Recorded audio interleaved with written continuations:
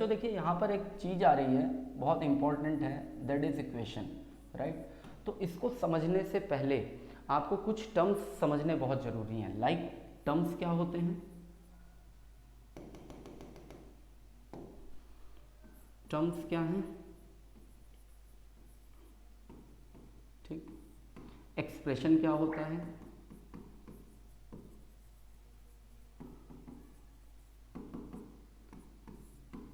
ध्यान रखिएगा, हम इसका शॉर्ट डिस्क्रिप्शन देंगे अभी आपको, ठीक है। बहुत थॉरली बात हम करेंगे जब चैप्टर स्टार्ट होगा, ठीक है। और इक्वेशन क्या होती है? चलिए, जिससे आपके एग्जाम्स में कुछ हेल्प हो जाए। टर्म, अगर बच्चों टर्म की बात आती है तो टर्म होता क्या है इसको समझते हैं। टर्म होता है बच्चों, अब देखिए आप, मैंने एक शॉर्ट ट्रिक बनाई है इसकी। टर्म में आप समझेंगे VCS, इसको याद कर लेंगे VCS, ठीक। ये VCS क्या है समझिए। V stand for variable, variable. बाकी आपको बुक में डेफिनेशन अलग अलग मिल सकती हैं। ये चीज़ें जो मैं यहाँ पे बता रहा हूँ ये सिर्फ आपको फील कराने के लिए बता रहा हूँ, क्योंकि बात एक बार फील हो गई तो फिर आप उसे भूलोगे नहीं कभी, right. C stand for coefficient, और CBSE बोर्ड में जो हम कोफिशिएंट पढ़ते हैं दैट स्टैंड फॉर कांस्टेंट, ठीक। तो मैंने ऐसा क्यों कहा CBSE बोर्ड में, ठीक। ICSE बोर्ड वगैरह में आपके पास लेटरल कोफिशिएंट भी आते हैं, उसको जब हम चैप्टर में आएंगे थॉरली एक्सप्लेन करेंगे। S stand for sign, S stand for sign, right. बस आपको करना ये है, पढ़ते तो हम इसे VCS हैं, ठीक, बोलने में थोड़ा अच्छा लगता है इसलिए 1 2 3 ये इसकी सीक्वेंस चलेगा, ठीक है। तो टर्म की अगर बात की जाए, अब जरा सभी लोग इस पर अपना दिमाग लगाएंगे, अगर टर्म की बात की जाए तो इसका मतलब उसके पास क्या क्या होना चाहिए। उसके पास साइन होना चाहिए, कांस्टेंट होना चाहिए और कुछ वेरिएबल होना चाहिए। तो मैं वेरिएबल बता दूंगा आपको पहले। वेरिएबल, वेरिएबल कई बच्चों को पता होगा, variable means which can very, which can very, जो बदल सकता है, ठीक। VERY नहीं है बच्चों, VARY मतलब जो बदल सकता है। तो वेरिएबल क्या हो गया? जो बदल सकता है। और इसको एज अ वेरिएबल हम लेते हैं A to Z, ठीक है। स्मॉल अल्फ़ाबेट्स को हम काउंट करते हैं and that's why we are having 26 variables, ठीक है। अब आपने देखा होगा कि जैसे कहीं पर है x+2 = 5, ठीक। तो अभी मैंने यहाँ पे बताया कि x की वैल्यू 3 आ जाएगी। सपोज कोई और इक्वेशन है आपके पास, x+3 = 9, so this implies that x = 6। हम देख सकते हैं कि फर्स्ट इक्वेशन में x की वैल्यू 3 थी, आई मीन टू से फर्स्ट क्वेश्चन में x की वैल्यू 3 थी, सेकंड क्वेश्चन में x की वैल्यू 6 थी। क्लियर है? चलिए आगे बढ़ते हैं। तो इसमें से मोस्टली बातें आप लोगों को शायद आ रही होंगी, ठीक है। आगे बढ़ते हैं। तो यहाँ पे वेरिएबल हमने समझ लिया। कांस्टेंट मतलब क्या है भाई? जिसकी एक फिक्स फेज वैल्यू हो, राइट। तो that is constant, it is not going to be change, right. ये चेंज नहीं होगा। आपका साइन, साइन से यहाँ पे आपका मतलब है, आप एक बात और याद रखेंगे, वैल्यू। कोई भी वैल्यू कैसे बनती है? Value will be having two things. What? एक नेचर रखेगा अपना, नेचर। ये throughout the mathematics, physics, chemistry, whatever you are going to study, आपको ये बात जरूर याद रखनी होगी, ठीक है। तो नेचर, एंड दूसरी बात होती है उसका मैग्नीट्यूड, मैग्नीट्यूड, राइट। तो आप यहाँ पर जरा गौर करें, नेचर मतलब उसका नेचर कैसा होगा? नेचर मीन्स कि वो जीरो के लेफ्ट में लाई कर रहा है या राइट में लाई कर रहा है। इस चीज़ को कौन चीज क्या डिफाइन करेगा? उसका नेचर डिफाइन करेगा। आई मीन टू से प्लस और माइनस, क्लियर। मैग्नीट्यूड मतलब उसकी फेस वैल्यू क्या है? तो लाइक दैट इज 2002, राइट। सो अब इसका वैल्यू क्या बना? अगर मैंने माइनस साइन लिया तो -2002, that's it, this is called value. और वैल्यू के पास दो चीज़ें होती हैं, एक उसका नेचर होता है, एक उसका मैग्नीट्यूड होता है। आई होप बात क्लियर हो रही होगी। नेक्स्ट आते हैं, ठीक। साइन डिस्कस कर लिया, वेरिएबल, कांस्टेंट सब डिस्कस कर लिया। कहने का मतलब, अब मैं यहाँ पे कुछ एग्जांपल लूँगा और प्लीज़ अगर आपको आंसर आ रहा है तो माइक अनम्यूट करके तुरंत रिप्लाई करिएगा, ठीक है। चलिए, तो कह रहा है कि टर्म क्या है? टर्म जिसमें वेरिएबल, कोफिशिएंट और साइन तीनों बातें आ जाएं। मतलब लाइक माइनस साइन आ गया मेरे पास, मैंने कहा नंबरिंग इधर से स्टार्ट करनी है तो माइनस, ठीक। आ गया मेरे पास साइन आ गया, C फॉर कांस्टेंट आ गया मेरे पास, 2 आ गया, ठीक, और x आ गया। टर्म होना चाहिए या नहीं बच्चों? अच्छा, आप केवल हैंड रेस करके रिप्लाई कर दीजिए बस, जल्दी जल्दी, बट फास्ट करेंगे। वेरी गुड, टर्म है, ठीक है। उसके बाद हम आते हैं, मान लीजिए मैंने कहीं लिख दिया ओनली 2x²,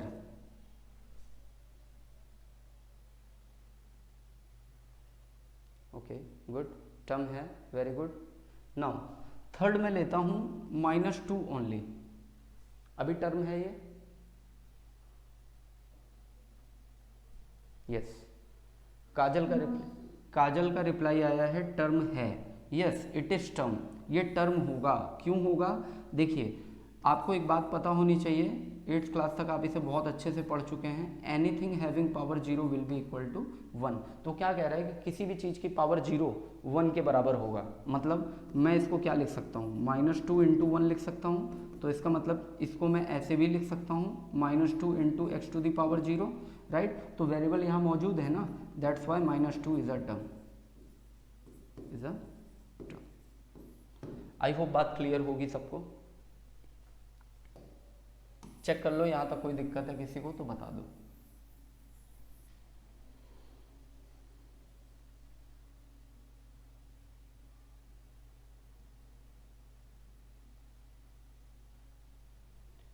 ठीक, नेक्स्ट आते हैं, एक्सप्रेशन की बात कर रहे हैं। तो बेटा देखिए, combination of terms is stands for expression. कहने का मतलब हम किसी बात को कैसे एक्सप्रेस कर सकते हैं मैथमेटिक्स में, for that we use expression. Clear? ठीक, तो एक्सप्रेशन क्या होता है? कॉम्बिनेशन ऑफ टर्म्स होता है, और ये कॉम्बिनेशन हम लेते कैसे हैं? प्लस और माइनस से लेते हैं। इट मीन्स अब हमने टर्म जान लिया कैसे बनता है, क्या होता है। तो इसका मतलब अगर कहीं पर हमारे पास है 2x² + 3x, that is called expression. Expression इसे बोलेंगे एक्सप्रेशन। क्लियर?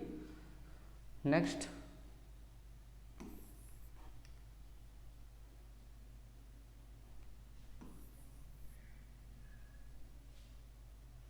नेक्स्ट आते हैं, लास्ट वन इज इक्वेशन। ठीक है, इक्वेशन।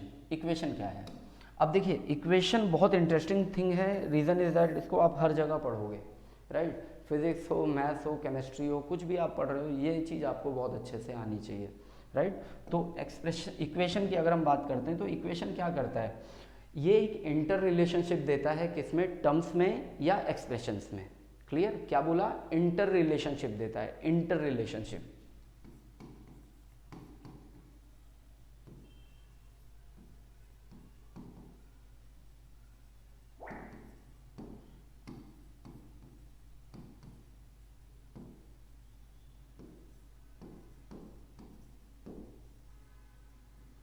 फॉर एग्जाम्पल, अब ये इंटर रिलेशनशिप क्या है? मतलब या हम सीधी से एक बात करें कि 2, 3 या उससे अधिक वेरिएबल्स के बीच में एक रिश्ता बताएगा आपको, ठीक है। और इक्वेशन का आम भाषा में आप एक और मतलब समझ सकते हैं, बैलेंस। ठीक, बैलेंस मतलब तराजू। ठीक है, बैलेंस।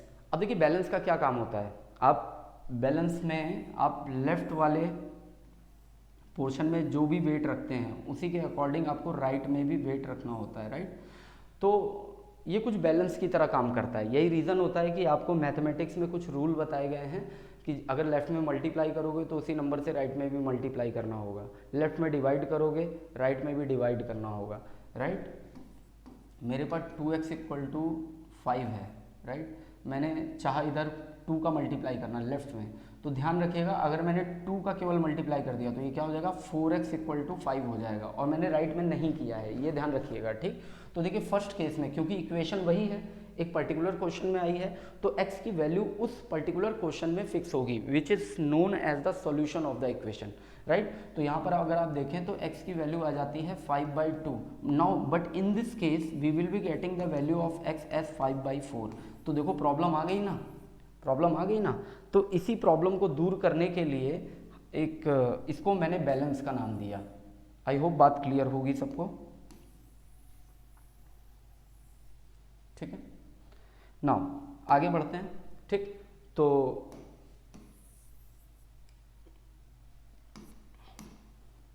ठीक, अब एक बात और आई है यहाँ पे कि inter relationship between terms and expression. अब ये क्या कर रहा है कि टर्म्स और एक्सप्रेशन के बीच में एक रिश्ता बता रहा है कि इंटर रिलेशनशिप दे रहा है। कैसे, इसको जरा समझते हैं एक रियल लाइफ के एग्जांपल से, राइट। मैंने आपसे कहा कि राम की उम्र, ठीक, राम की उम्र श्याम की उम्र के 2 गुने से 4 साल ज़्यादा है, ठीक। तो राम की उम्र मतलब राम बड़ा है ना, तो राम की उम्र श्याम की उम्र के 2 गुने से 4 साल ज़्यादा है। अब इस बात को मुझे मैथमेटिकली अगर मुझे एक्सप्रेस करना होगा then we will be using the equation. क्यों? क्योंकि ये राम और श्याम की एज में एक रिलेशन बता रहा है। अगर ये स्टेटमेंट मेरा आपको समझ में आ गया, प्लीज़ रेज योर हैंड। ये बहुत इंपॉर्टेंट बात है बेटा, ये आपका फिजिक्स, केमिस्ट्री, मैथ्स हर फील्ड में आपको हेल्प करेगा। वेरी गुड, वेरी गुड, ठीक है।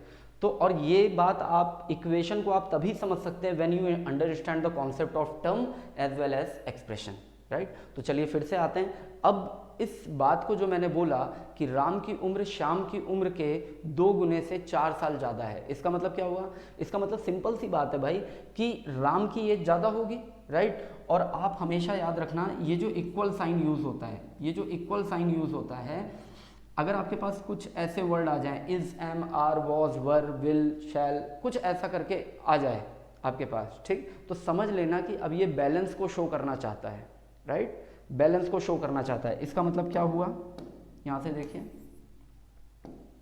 मतलब हुआ कि मैं इस बात को ये भी लिख सकता हूँ, क्या, राम की उम्र है बराबर है, इज आया ना, ठीक, किसके 2 गुने, किसकी उम्र के, श्याम की उम्र के